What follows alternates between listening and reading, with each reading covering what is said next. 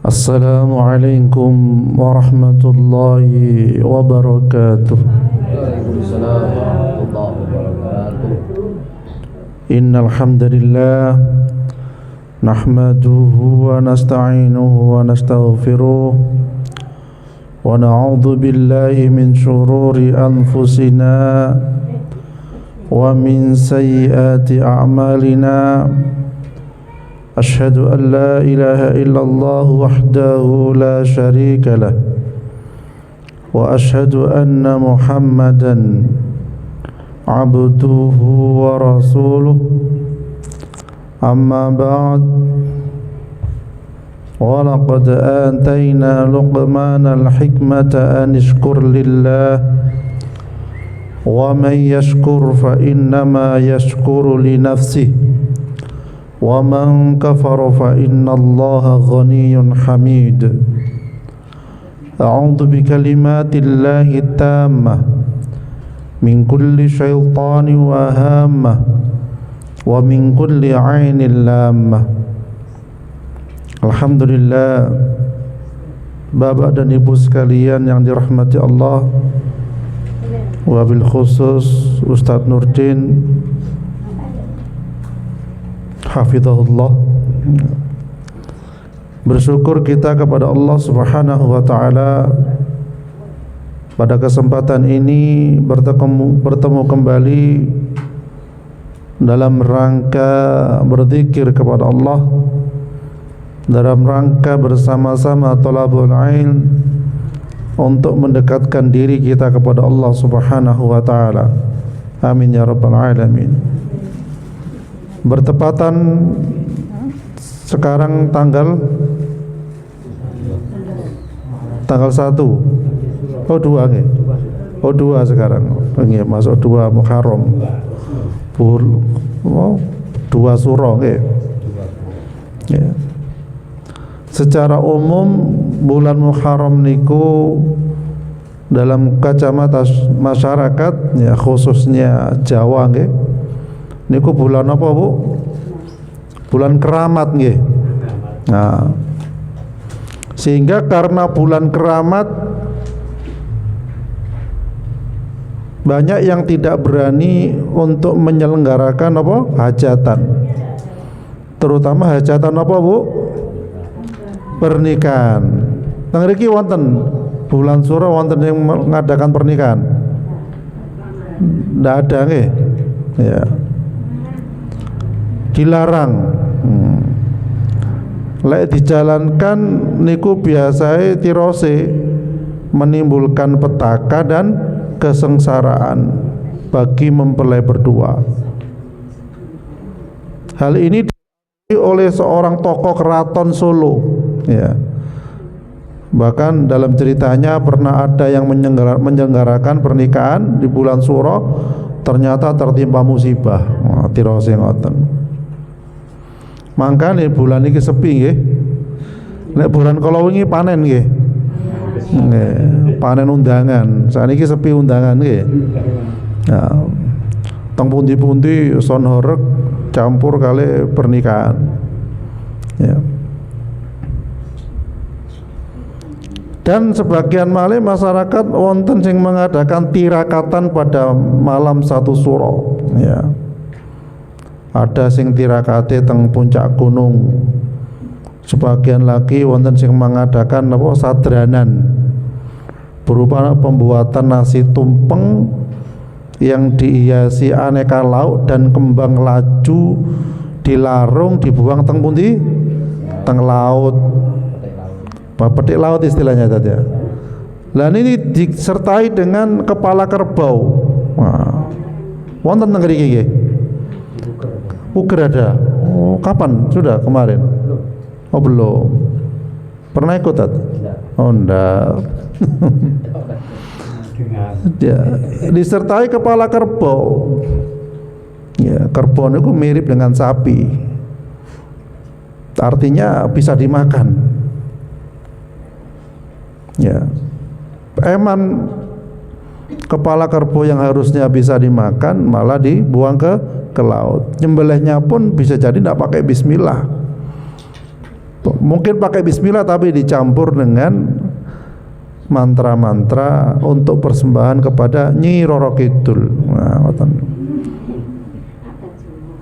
jadi ngoten. Alhamdulillah teng mriki mboten wonten nggih. Kalau wingi kepala kambing kata saya nggih. Nggih. Sekeco kan nggih Bu nggih. Oh sampai emoh-emoh kepala kambing. Apa tuh hari bagi-bagi sampai bingung. Oh, dibuang nang di kepala kambing ini. Sampai emoh-emoh ya. Wonten malih sing mengadakan acara Muharram dengan cara kirab kerbau bule ya. Yang terkenal dengan sinten namanya kerbau bule ini Kiai Slamet tuh, apa jenengan Pak? Nah, ini terjadi di mana? Jogja, Solo, di Solo. Solo kata beliau. Nate temut jenengan. Oh. Cerita. Ya. Di Solo. Jadi kebo bule ini disebut Kiai Slamet. Ya. Jadi banyak warga yang datang ke sana dalam rangka untuk mengikuti acara itu. Katanya ngalap berkah dari sang kerbau. Ya. Apa ngalap berkah itu? Nyupuk berkah, ngambil berkah dari kerbau supaya rezekinya lancar katanya. Ya. Supaya dagangannya laris. Nah, nate temut ibu-ibu. Oh alhamdulillah. Naudzubillah min dzalik. Ya. Padahal kerbau niku simbol nopo? Kerbau niku simbol kebodohan. Sehingga ada dalam peribahasa Jawa niku untuk menggambarkan kerbau itu kurang akal dengan kalimat bodoh elo-elo kaya kebo. Apa nggih Bu nggih? Nah Bu, bodoh elo-elo kaya kebo. Berarti kebo niku napa? Bodoh. Ya.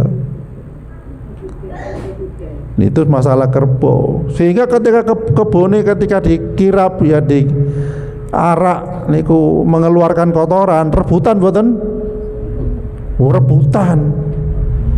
Niku saged damel pusaka tirase mungkin nggih. Duka pusaka nopo. Nah niku karena naudzubillah min dzalik simbol kebodohan, kejahiliaan. Ya, ada lagi pada bulan ini yang memandikan pusaka, keris, pedang, tombak zaman-zaman dahulu dimandikan. Tidak hanya dimandikan pakai kembang, tapi setelah itu kasih minyak wangi. Ya, itu salah satu makanan golongan jin.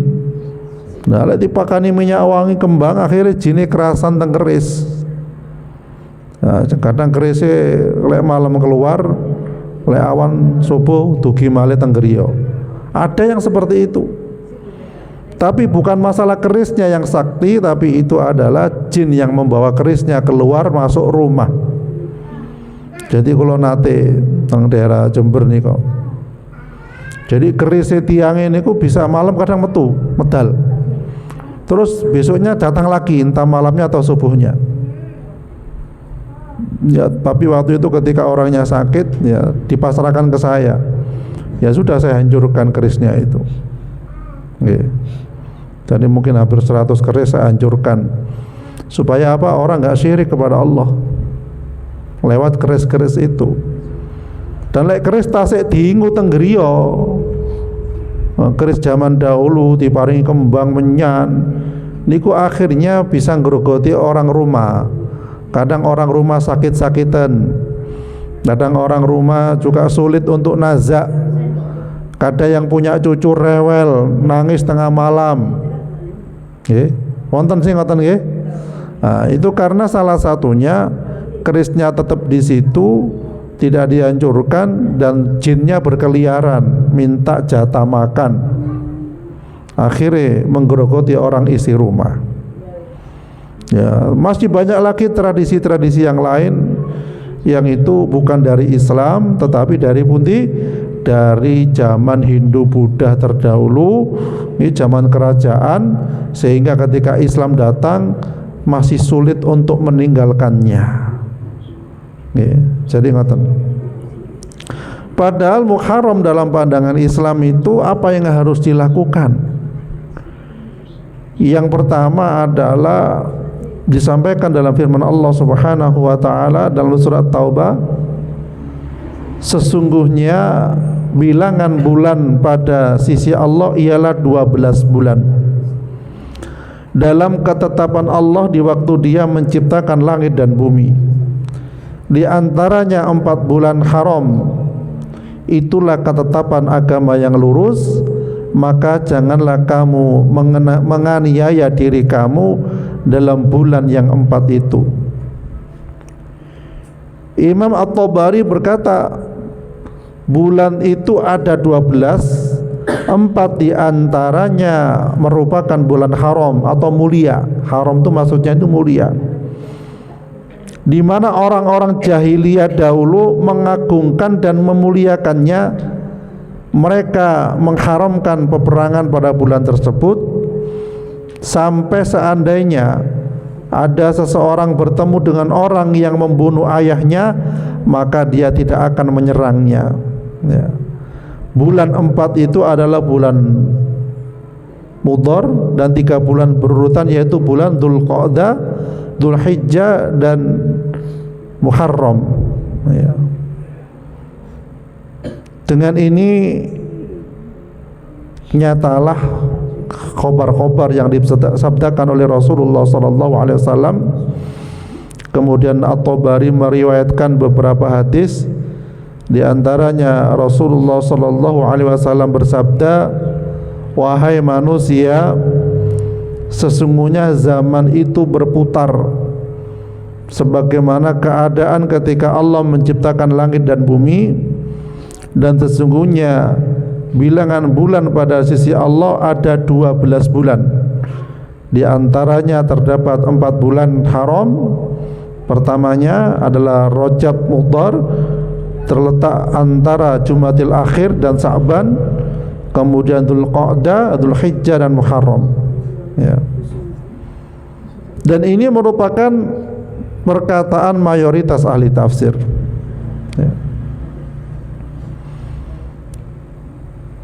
Kemudian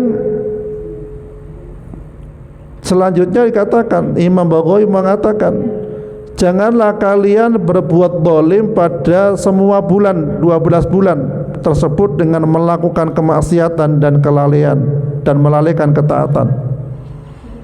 Kemudian ada yang berpendapat bahwa kalimat fihinna maksudnya adalah 4 bulan haram yang disebutkan tadi itu. Bapak Ibu sekalian dirahmati Allah Subhanahu wa taala. Kemudian yang kedua adalah pada bulan ini disyariatkan puasa Asyura. Rasulullah bersabda, dahulu Rasulullah sallallahu alaihi wasallam memerintahkan untuk berpuasa Asyura. Tatkala puasa Ramadan diwajibkan, maka bagi siapa yang ingin berpuasa, puasalah, dan siapa yang tidak ingin tidak usah berpuasa. Nah, ketika waktu itu wajib, tapi ketika sudah ada kewajiban Ramadan, maka ini tidak diwajibkan lagi, tapi disunahkan. Kemudian tatkala Nabi sallallahu alaihi wasallam datang ke Madinah, beliau mendapati orang-orang Yahudi berpuasa pada hari Asyura, dan mereka mengatakan hari ini adalah hari yang agung, di mana Allah telah menyelamatkan Musa dan menenggelamkan pasukan Fir'aun. Lalu Musa berpuasa pada hari itu sebagai rasa syukur kepada Allah. Kemudian Nabi SAW bersabda, saya lebih berhak atas Musa daripada mereka. Ya, maksudnya berhak atas syariat itu. Lalu beliau berpuasa dan memerintahkan untuk berpuasa pada hari itu. Keutamaannya napa bulan puasa Asyura niku? Ibnu Abbas radhiyallahu anhu ditanya tentang puasa Asyura, jawabnya, saya tidak mengetahui bahwa Rasulullah sallallahu alaihi wasallam puasa pada hari yang paling dicari keutamaannya selain hari ini, maksudnya Asyura dan bulan Ramadan. Lah, istimewanya, kelebihannya apa puasa Asyura itu? Ternyata menghapus dosa setahun yang lalu. Kita nggak ada dosa mboten setahun yang lalu. Nggih Bu? Kata mboten Pak? Oh kata nggih. Oh wonten menteng berarti lek muni wonten. Lek kata abot berarti ya. Kata mboten? Kok abot jenengan ngomong kata niku. Berarti gak ada dosa niki. Orang mukmin itu walaupun dosanya kelihatannya sedikit tapi di matanya besar. Ya, maksud perasaannya besar. Sementara orang-orang yang tidak beriman dosanya besar dia nganggap kecil. Nah, itu hati-hati kita nggih. Ya, kadang mboten dosa kita. Oh, kompak pun nggih. Mboten Bu. Wonten sing mboten, Bu. Mboten gak ada dosa. Wah, hebat iki mboten gak ada dosa niki. Enggak kerasa nggih. Dosa itu enggak kerasa terus lari-lari nggih. Lah jadi puasa Asyura niki menghapus dosa setahun yang lalu. Lek dihitung-hitung dosa niku kita niku jane kuatah. Ndak bersyukur kepada Allah dosa mboten. Seorang anak tidak bersyukur kepada orang tua dosa mboten. Seorang istri tidak pandai bersyukur kepada suami dosa mboten. Lisan kadang ngrasani tanggane dosa mboten. Pikirane buruk sangka kepada orang lain dosa mboten. Kadang ghibah ngenyek tiang dosa mboten. Jane niki dereng disebutaken sedaya lho Bu. Sak meten wis ngomong dosa terus iki. Nggih. Kemudian meludah sembarangan tidak ditutupi dosa mboten? Nah, dosa bubluk wonten tiyang mangan misalnya nggih. Oh kathah loh. Lupa kepada Allah nonton sinetron sampai nangis-nangis, baca Quran ndak nangis, dosa mboten? Lali mboten zikir kepada Allah, mboten maos Quran karena sibuk dengan karepe dibi. Dosa mboten? Tapi enggak dirasakno. Lah niku wau. Lisane tajem kejem, ngomongnya ceplos-ceplos, dosa mboten? Dosa. Dosa ndak krasa jane nggih. Jadi banyak dosa-dosa yang kita lakukan yang nggak terasa. Masih banyak malih pun yang tidak bisa disebutkan satu persatu. Nggih. Jadi intinya kita niku banyak dosa.